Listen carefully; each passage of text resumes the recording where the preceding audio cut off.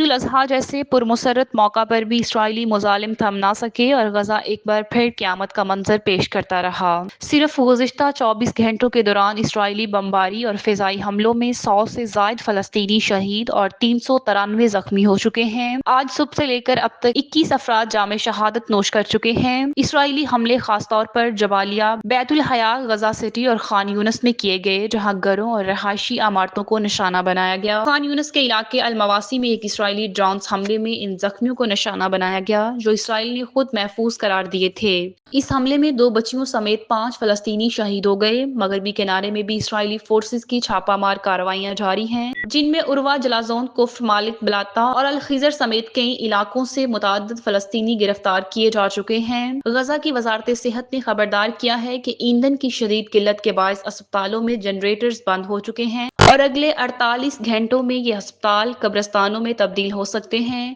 Director Munir بورش کے مطابق اسرائیلی forces جان بوجھ کر ایندھن کی فراہمی روک رہی ہیں تاکہ طبی نظام مکمل طور پر مفلوج ہو جائے۔ اسرائیلی محاصرے اور بمباری کے باعث غزہ کی 93% آبادی شدید غذائی قلت کا شکار ہے۔ اقوام متحدہ نے خبردار کیا ہے کہ تقریباً 20 لاکھ فلسطینی فاقہ کشی کے دہانے پر پہنچ چکے ہیں، جبکہ امدادی مراکز پر اسرائیلی فائرنگ سے صرف گزشتہ 8 دن میں 100 سے زائد افراد جان بحق ہو چکے ہیں۔ 7 اکتوبر 2023 سے جاری اسرائیلی جارحیت کے نتیجے میں اب تک 54,880 فلسطینی شہید اور 1,26,227 زخمی ہو چکے ہیں، جبکہ 90% آبادی اپنے گھروں سے محروم ہو چکی ہے۔ بین الاقوامی فوجداری عدالت نے اسرائیلی وزیر اعظم نیتن یاہو اور سابق وزیر دفاع یوآو گلنٹ کے خلاف جنگی جرائم پر وارنٹ جاری کر دیے ہیں، جبکہ عالمی عدالت انصاف میں اسرائیل پر نسل کشی کے الزامات کے تحت مقدمہ زیر سماعت ہے۔ غزہ میں انسانی بحران اپنی انتہائی سطح کو پہنچ چکا ہے اور عالمی برادری کی خاموشی فلسطینیوں کے زخموں پر نمک چھڑکنے کے مترادف بن چکی ہے۔